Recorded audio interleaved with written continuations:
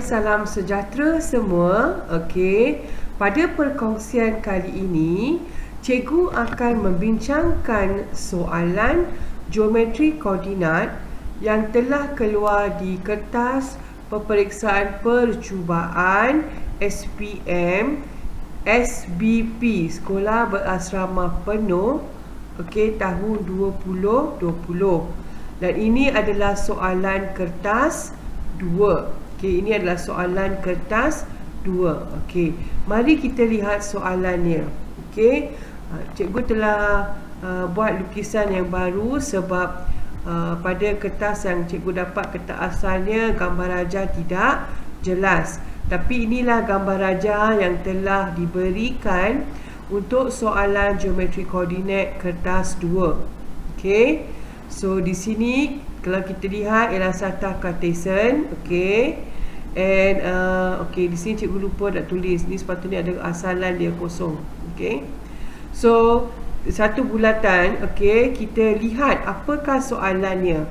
Okey, saranan cikgu kepada pelajar, bila lihat satu soalan yang belum pernah pelajar tengok, macam satu line daripada line, saranan cikgu jangan panik dahulu. Okey, pelajar baca soalan dulu, baca dan faham soalan. Okey, so kita lihat di sini penyelesaian secara lukisan berskala tidak diterima untuk soalan ini. Okey, so raja menunjukkan paparan skrin dalam suatu permainan Player Unknown's Battle Arena PUBA. Okey, terdapat 3 buah pasukan, iaitu pasukan A, pasukan B dan pasukan C yang bermain pada masa yang sama. So inilah kedudukan pasukan A, ini kedudukan pasukan B dan ini adalah kedudukan pasukan C yang bermain pada masa yang sama. So kedudukan awal setiap pasukan masing-masing adalah 11-0, 4-6, 14-10. Kalau disebut masing-masing, that means dia mengikut. Maksudnya di sini untuk pasukan A di sini koordinat kedudukannya adalah 11-0. Okey. Dan kedudukan pasukan B adalah 4-6. Kedudukan pasukan C pula adalah 14-10. Okey, so inilah kedudukan dan koordinat bagi setiap pasukan. Okey, soalan bahagian A. Kedudukan awal ketiga-tiga pasukan membentuk suatu segitiga. Cari luas kawasan segitiga yang terbentuk dalam kilometer persegi. Okey, sebelum tu pelajar lihat di bawah sini ada skala 1 unit kepada 1 kilometer. Okey, tak apa, kita boleh buat pengiraan dalam unit dahulu, tiada masalah. Okey, so di sini untuk mengira luas kawasan, tengok soalan mudah. Cuma pelajar bila tengok je gambar raja berlainan sikit, ada PUBA pula. Okey, jangan risau, pelajar baca soalan, cuba faham kehendak soalan. So kalau di sini kehendak soalan ada 3 titik dengan koordinat masing-masing, mereka membentuk segitiga. Kita nak cari luas kawasan segitiga. Okey, so kita mulalah, kita tulis kat sini. Okey, so luas kawasan ataupun luas kawasan lah. Okey, luas kawasan. Okey, so kita ikut formula 1/2. Okey, so kita masuk koordinat ikut lawan arah jam ya. That means A dulu, B dan diikuti oleh C, last kali A balik ya, ke A balik. So di sini kita tulis 11-0. Okey, 4-6, 14-10 dan balik kepada 11-0. Okey. So apa yang perlu kita buat di sini adalah okey, 11 akan darab dengan 6, 4 darab dengan 10, 14 darab kosong. Okey, yang ini kita akan tolak. Okey, akan tolak. Okey, hasil darab ni. Okey, cikgu tandakan dahulu. Okey, so sekarang kita darabkan yang sepatutnya. So di sini, okey, saya tulis sebelah sinilah. Okey, sama dengan 1/2. Okey, 11 darab 6 tambah dengan 4 darab 10. 4 darab 10 tambah 14 darab kosong. Okey, setelah itu saya buat satu kurungan di sini. Kita akan tolak dengan hasil tambah hasil darab yang seterusnya, itu yang naik ke atas ni. Tolak, kosong darab 4 tambah 6 darab 14, 10 darab 11. Okey, dan tutuplah dengan modulus. So di sini boleh permudahkan. Okey, 66 tambah 40. Di sini darab kosong di sini. Okey, kosong. 6 darab 14 ialah 84. Dan 10 darab 11 110. Okey, so hasilnya di sini ialah 66 tambah 40 ialah 106 tolak 194. Okey, so di sini jangan risau kalau dapat dalam negatif ya. Sebab ada tanda modulus di sini. Okey, ada tanda modulus. So hasil dia untuk 106 tolak 194 ialah negatif 88. So bila dah modulus setengah darab positif 88, so jawapan di sini adalah 44. Okey, kalau kita biasa kita kira unit kuasa 2. So di sini 1 unit bersama dengan 1 kilometer, skala dia mewakili 1 unit mewakili 1 kilometer. So kalau unit persegi terus tukar kepada kilometer persegi. So 44 kilometer persegi. Okey, so itu jawapan untuk bahagian A. Okey, kita teruskan untuk soalan di bahagian B. Okey, untuk bahagian B.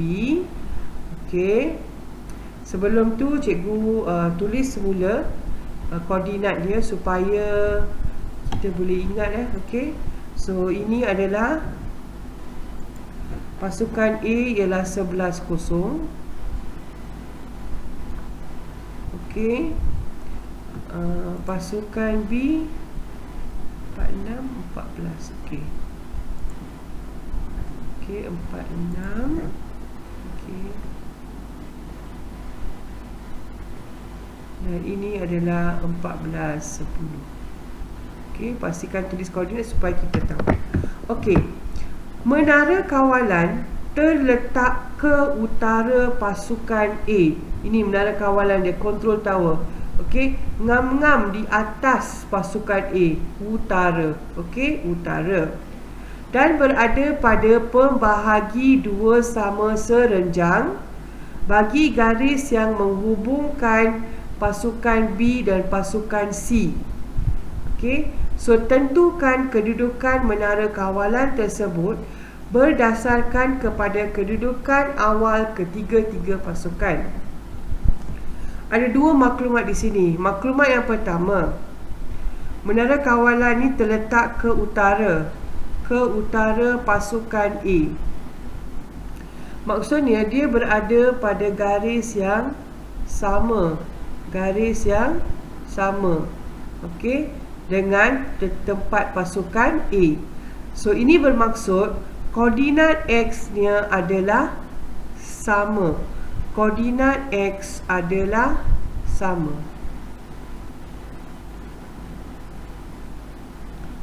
Adalah sama dengan koordinat X titik A. Okey, adalah sama. So koordinat X titik A ialah 11. So oleh itu pelajar boleh tulis dahulu. Okey, menara kawalan, okey, koordinat dia adalah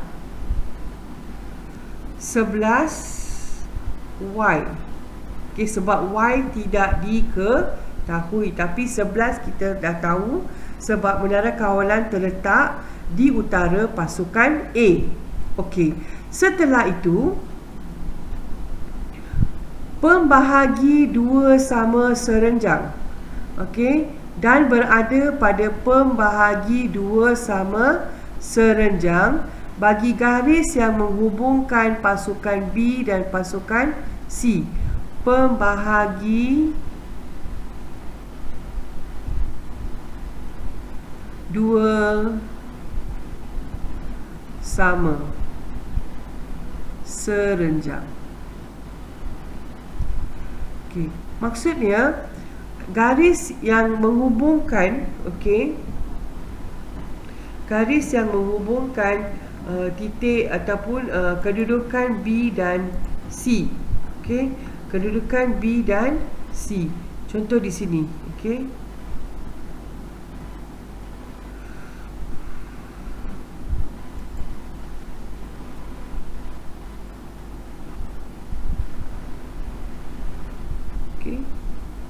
So dia membahagikan kepada dua bahagian yang sama panjang. Okay. So maksud dia di sini kita kena cari titik tengah. Kalau dia membahagi dua sama, kita kena cari titik tengah bagi B dan C. Okay.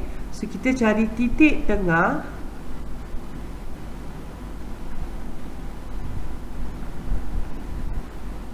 BC. Okey, untuk mencari titik tengah BC saya rasa sangat mudah di sini. Okey, untuk koordinat X kita tambahkan saja 4 dengan 14 bahagi 2. Untuk koordinat Y juga perkara yang sama. So di sini kita memperoleh titik tengahnya adalah 18 bahagi 2 9, 16 bahagi 2 8. Inilah titik tengah. Maksud dia sekarang titik menara kawalan ni akan melalui titik ini. Dia berserenjang. Okey. So akan melalui 98 dan berserenjang. Okey, apakah syarat untuk berserenjang? M1 darab M2 mestilah negatif 1. Sekarang kita kira apakah kecerunan bagi titik, okey, bagi garis yang menyambungkan kedudukan pasukan B dengan pasukan C. Okey, gunakan formula kecerunan. Okey, Y2 tolak Y1. Cikgu mengambil 10 sebagai Y2, 6 sebagai Y1. Okey, dan di sini X-nya 14 tolak 4 bersamaan dengan iaitu 2/5. So di sini kalau kecerunan BC itu adalah 2/5, okey, maka kecerunan bagi garis, okey, yang melalui titik tengah BC dan menjadi pembahagi dua sama serenjang bagi garis BC itu, kecerunannya adalah bersamaan dengan negatif 5/2. Negatif 5/2. So sekarang fokus kita adalah titik menara kawalan, iaitu 11 Y, dan titik tengah BC. Kita gunakan kecerunan yang kedua, dia menara kawalan. Keceronannya adalah 8 ataupun Y tolak 8, Y tolak 8, dan 11 tolak 9. Samakan dengan negatif 5/2. So di sini kita dapat Y tolak 8 bersamaan negatif 5/2. 11 tolak 9 ni 2, bawa naik ke atas, kita darab 2. So kita memperoleh Y tolak 8 bersamaan negatif 5. Hasilnya adalah negatif 5 tambah 8 bersamaan dengan 3. So kita telah dapat nilai Y di sini, iaitu 3. So tulislah jawapan. Kedudukan menara kawalan. Kedudukan menara kawalan sama dengan koordinat dia 11, 3. Dah siap. Soalan bahagian B. Soalan bahagian B. Kita teruskan dengan soalan bahagian C.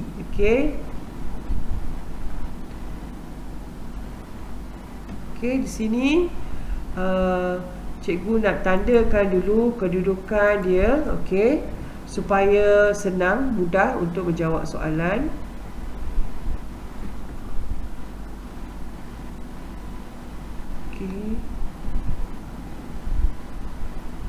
Dan kedudukan control tower tadi 11, 3.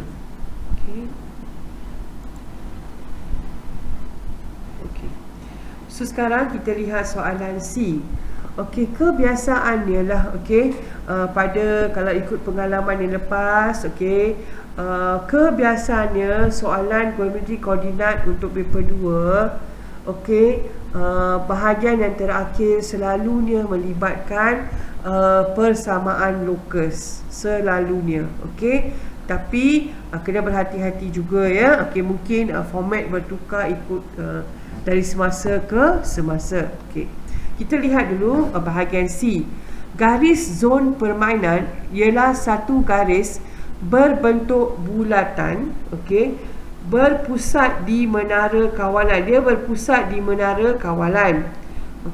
Ada garis zon permainan dia. Yang mana jejarinya akan semakin mengecil secara beransur-ansur dalam jangka masa tertentu. Maksudnya satu titik yang bergerak lah, yang tidak tetap, ya. Dia membuat satu bulatan, pusatnya dekat control tower, dekat menara kawalan. Right? So dia akan buat bulatan besar dan semakin lama semakin mengecil. Pada suatu masa tertentu, garis bulatan ini akan melalui kedudukan awal pasukan A. Ingat, center dia, pusat dia control tower, menara kawalan. So dia pada satu masa dia akan melalui kedudukan awal pasukan A. Maksudnya jarak daripada control tower ke pasukan A. So di sini, kita letakkan P sebagai titik bergerak. P ni suatu titik bergerak, iaitu koordinatnya ialah XY. And titik bagi menara kawalan kita letak M, 11, 3, 11, 3. Dan untuk pasukan A kita letak 11, 0, 11, 0.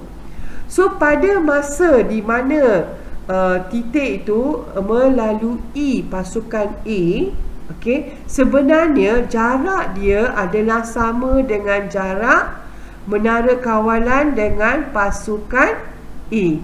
Okey, so kita boleh tulis persamaannya seperti ini. Jarak titik bergerak ini dengan menara kawalan adalah sama dengan jarak menara kawalan ke titik A. Dia adalah sama. Okey, ingat sebab pusat bulatan yang dilalui oleh titik bergerak P itu, pusatnya ialah pada control tower. So bila dia melalui pasukan A, kedudukan awal pasukan A, bila dia melalui kedudukan awal pasukan A, jaraknya adalah sama dengan jarak di antara pusat dan pasukan A, sama. So sebab tu kita lihat, kita buat persamaan PM, jarak P ke menara kawalan sama dengan jarak dari menara kawalan ke kedudukan pasukan A. So bila kita buat yang ini, biasa locus kita akan menggunakan formula jarak. So PM, so X tolak 11 kuasa 2 tambah Y tolak 3 kuasa 2 bersamaan dengan MA. M di sini 11 tolak 11 kuasa 2 tambah 3 tolak 0 kuasa 2. Kalau kita lihat kedua-dua persamaan, sebelah persamaan ada punca kuasa 2. Kita boleh hapuskan punca kuasa 2 dengan meletakkan kuasa 2 di kedua-dua belah persamaan. Dan hasilnya adalah boleh tulis mula X tolak 11 kuasa 2 Y tolak 3 kuasa 2. Kalau di sini pelajar nampak 11 tolak 11 ialah kosong, ini boleh diabaikan. So yang tinggal di sini ialah 3 kuasa 2. So kembangkan X tolak 11 kuasa 2.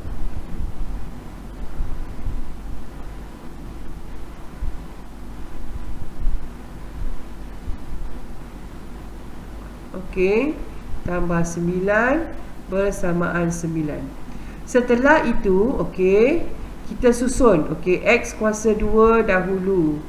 Lepas tu Y kuasa 2 tolak 22X tolak 6Y tambah 121 tambah 9 tolak 9 bersamaan dengan 0. So kita permudahkan untuk nombor di sebelah hujung kanan ni. 22X tolak 6Y 121 tambah 9 tolak 9 tolak 9 kosong. So yang tinggalnya 121. Selesai dah soalan geometri koordinat untuk kertas 2. Itu saja perkongsian Cikgu Sharon untuk kali ini. Jika pelajar mendapati penerangan cikgu jelas, dapat mudah difahami, harap pelajar dapat memberikan sedikit komen di ruangan komen. Tolong like dan share kepada kawan-kawan supaya mereka dapat tengok bagaimana menyelesaikan soalan seperti ini. Dan jangan lupa tekan butang subscribe sebagai tanda sokongan kepada cikgu dan tekanlah butang notifikasi supaya bila cikgu upload video-video baru, pelajar akan tahu video terbaru cikgu telah diupload. Sekian saja daripada Cikgu Sharon. Cikgu Sharon sign off. Bye bye.